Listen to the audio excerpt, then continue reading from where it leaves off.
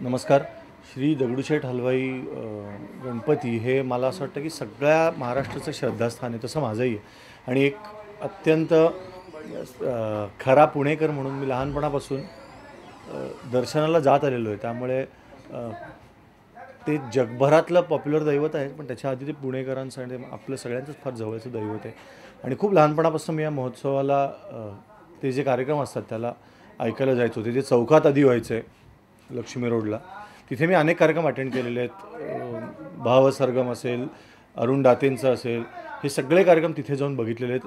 आणि तेव्हा तर ते पहाटे 3, 3:30, 4पर्यंत चालायचे आणि इतकी मजा यायची. तर आता 125 वर्ष झाली त्यानिमित्ताने हा 43 दिवसाचा संगीत महोत्सव आयोजित केला आहे. याचा खूप अभिमान आहे की इतक्या मोठ्या स्तरावर हा महोत्सव इथे आयोजित केला. तर मी सगळ्यांचं खूप मनापासून अभिनंदन करतो की इतकी मेजवानी पुणेकर रसिकांना त्यांनी दिलेली आहे. आणि खूप मनापासून या महोत्सवाला शुभेच्छा देतो.